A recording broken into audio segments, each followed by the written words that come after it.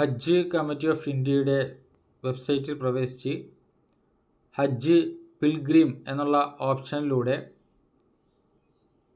Cover head അല്ലെങ്കിൽ പ്രധാനപ്പെട്ട അപേക്ഷകൻ്റെ registration നടപടികൾ പൂർത്തിയാക്കി പാസ്വേഡും യൂസർ നെയിമും സെറ്റ് ചെയ്ത് ലഭിച്ചു കഴിഞ്ഞാൽ രണ്ടാം ഘട്ടം ഹജ്ജ് ആപ്ലിക്കൻറ്റിൻ്റെ വിശദ വിവരങ്ങൾ എൻ്റർ ചെയ്ത് കൊടുക്കുന്നതിന് വേണ്ടി അതിൻ്റെ സെക്കൻഡ് സ്റ്റെപ്പിലേക്ക് നമുക്ക് പ്രവേശിക്കണം.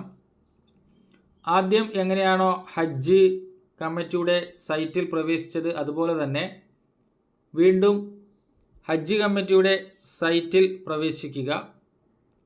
പിൽഗ്രിം ലോഗിൻ എന്ന ഓപ്ഷൻ നമ്മൾ നേരത്തെ തയ്യാറാക്കിയിട്ടുള്ള നമ്മുടെ യൂസർ നെയിമും പാസ്വേഡും ടൈപ്പ് ചെയ്ത് കൊടുക്കുക. യൂസർ നെയിമായിട്ട് നമ്മുടെ മൊബൈൽ ഫോൺ അല്ലെങ്കിൽ ഇമെയിൽ അഡ്രസ്സ് നേരത്തെ കൊടുത്തിരിക്കുന്നത് എന്തോ, തുടർന്ന് ക്യാപ്ചയും എൻ്റർ ചെയ്ത് കൊടുക്കുക. ലോഗിൻ ക്ലിക്ക് ചെയ്യുക. ലോഗിൻ ക്ലിക്ക് ചെയ്യുമ്പോൾ ഇത്തരത്തിലുള്ള പേജിലേക്കാണ്, അതായത് ഹജ്ജ് ആപ്ലിക്കൻറ്റിൻ്റെ പാരാമീറ്റർ വിശദ വിവരങ്ങൾ എൻ്റർ ചെയ്യുന്നതിന് വേണ്ടിയുള്ള പേജിലേക്ക് നമ്മൾ പ്രവേശിക്കും.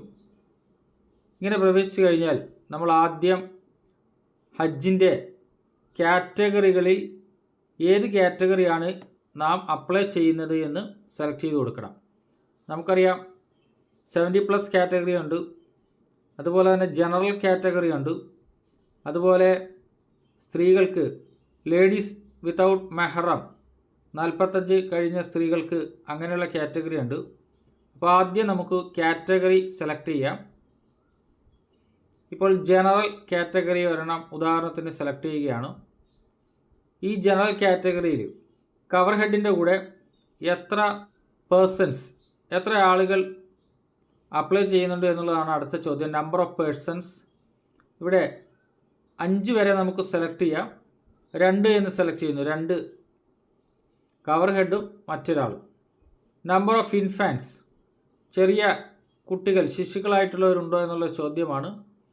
1, 2 വരെ സെലക്ട് ചെയ്യുക. ആവശ്യമുള്ള പ്രകാരം സെലക്ട് ചെയ്യുക. തുടർന്ന് നെക്സ്റ്റ് ക്ലിക്ക് ചെയ്യുക. നമ്പർ ഓഫ് ഇൻഫാൻസ് ചോദിച്ചിരിക്കുന്നു. നമ്പർ ഓഫ് ഇൻഫാൻസ് ഉണ്ട് എങ്കിൽ 1 അല്ലെങ്കിൽ 2 സെലക്ട് ചെയ്യുക, ഇല്ല എങ്കിൽ 0 സെലക്ട് ചെയ്യുക. നെക്സ്റ്റ് ക്ലിക്ക് ചെയ്യുക.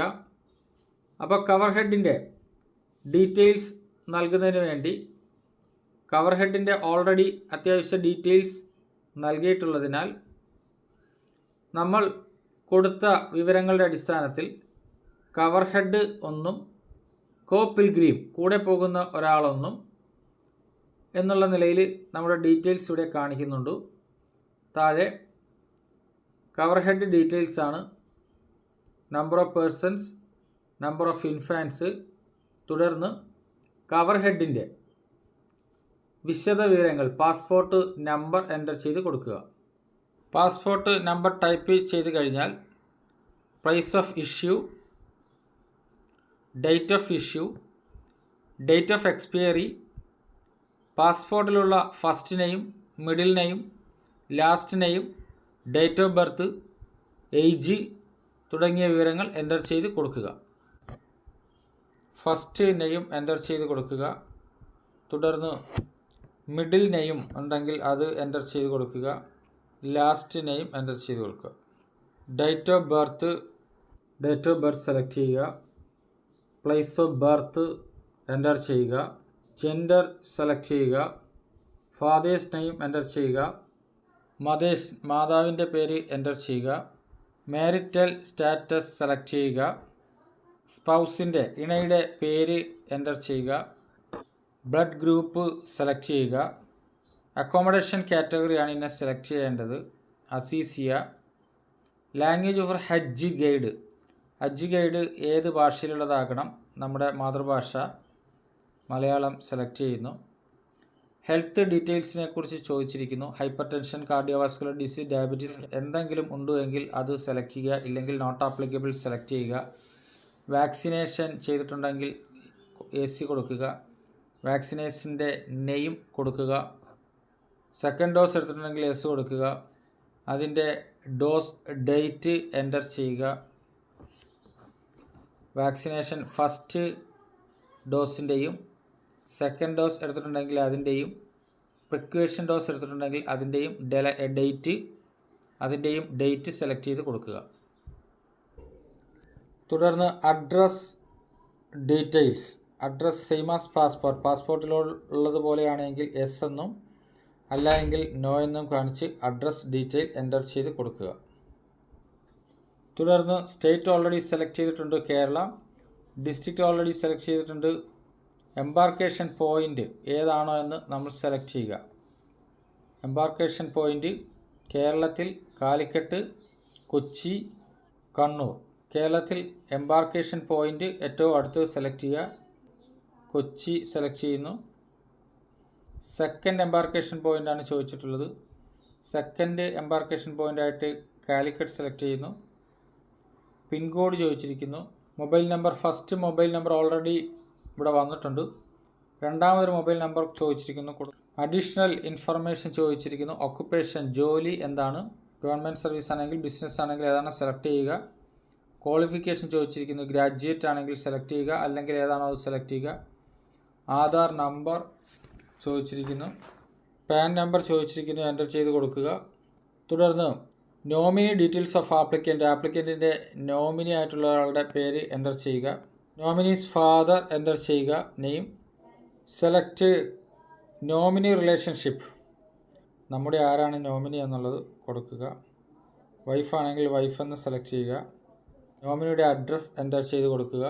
നോമിനിയുടെയും സ്റ്റേറ്റ് സെലക്ട് ചെയ്യുക, ഡിസ്ട്രിക്റ്റ് സെലക്ട് ചെയ്യുക. നോമിനിയുടെ പിൻകോഡ് എൻ്റർ ചെയ്ത് കൊടുക്കുക. നോമിനി മൊബൈൽ നമ്പർ എൻ്റർ ചെയ്യുക. ഇനി കവർ ഹെഡിൻ്റെ ബാങ്ക് അക്കൗണ്ട് ഡീറ്റെയിൽസ് ആണ് എൻ്റർ ചെയ്യേണ്ടത്. Name of account holder cover ഹെഡിൻ്റെ. തുടർന്ന് ബാങ്ക് നെയിം, SBIയോ ഏതാണ് ബാങ്കിൻ്റെ പേര് എൻ്റർ ചെയ്യുക. തുടർന്ന് അക്കൗണ്ട് നമ്പർ, IFSC കോഡ്. തുടർന്ന് അതർ ഡീറ്റെയിൽസ് എന്നുള്ള ക്യാപ്ഷനിൽ are you a permissible repeater or മെഹറം, മുൻപ് ഹജ്ജ് ചെയ്തിട്ടുള്ള ആളാണോ. Are you want to perform ആദി ത്രൂ ID ബൈ, സൗദി അറേബ്യയിലുള്ള ബാങ്ക് വഴി ആദി കൂപ്പൺ ആദി പെർഫോം ചെയ്യുന്നുണ്ടോ എന്നുള്ളതാണ് ചോദ്യം. യെസ് ഓർ നോ അത് സെലക്ട് ചെയ്യുക. യെസ് ആണെങ്കിൽ അതിനുള്ള തുക നമ്മൾ പേ ചെയ്യണം. അതല്ല നോ ആണെങ്കിൽ നമ്മൾ സൗദി അറേബ്യയിൽ എത്തിയതിന് ശേഷം മക്കയിൽ വെച്ച് അതിനുള്ള കൂപ്പൺ വാങ്ങണം. അടുത്ത ചോദ്യം ഓപ്റ്റിംഗ് ജോഫ മീക്കാത്ത്, അത് ഷിയാക്കൾക്കുള്ളതാണ്. അടുത്തത് whether willing to avail facility of റുബാറ്റ്. ഇത്തരം കാര്യങ്ങൾ ഓൾറെഡി നോ സെലക്ട് ചെയ്തിട്ടുണ്ട്. ആർ യു NRI എന്നുള്ള ചോദ്യമുണ്ട്, അത് നോ സെലക്ട് ചെയ്തിട്ടുണ്ട്. NRI ആണെങ്കിൽ സെലക്ട് ചെയ്യാം. തുടർന്ന് ഏതെങ്കിലും ഡിസബിലിറ്റീസ് ഉണ്ട് എങ്കിൽ, അസിസ്റ്റൻസ് ആവശ്യമുണ്ടെങ്കിൽ അതിവിടെ രേഖപ്പെടുത്താം. നോട്ട് ആപ്ലിക്കബിൾ NA ഓൾറെഡി ഉണ്ട്. അടുത്തത് whether willing to avail metro facilities in KSA for local travel facility avail ചെയ്യാൻ ഉദ്ദേശിക്കുന്നുണ്ടോ എന്ന് യെസ് ഓർ നോ കൊടുക്കുക. തുടർന്ന് ഏറ്റവും താഴെ നെക്സ്റ്റ് ക്ലിക്ക് ചെയ്യുക. കോ പിൽഗ്രിംസിൻ്റെ കൂടെ പോകുന്ന ഹാജിയുടെ വിവരങ്ങൾ നൽകുന്നതിന് വേണ്ടിയുള്ള പേജാണ്. ഇവിടെ കോ പിൽഗ്രിം ഡീറ്റെയിൽസ് എൻ്റർ ചെയ്ത് കൊടുക്കുക.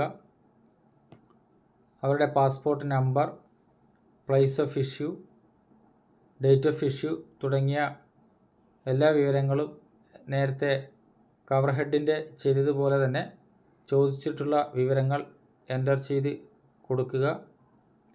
തുടർന്ന് ഏറ്റവും താഴെ ബാങ്ക് അക്കൗണ്ട് ഡീറ്റെയിൽസ് കവർ ഹെഡിൻ്റെ ഓൾറെഡി നമ്മൾ കൊടുത്തിട്ടുള്ളതാണ്.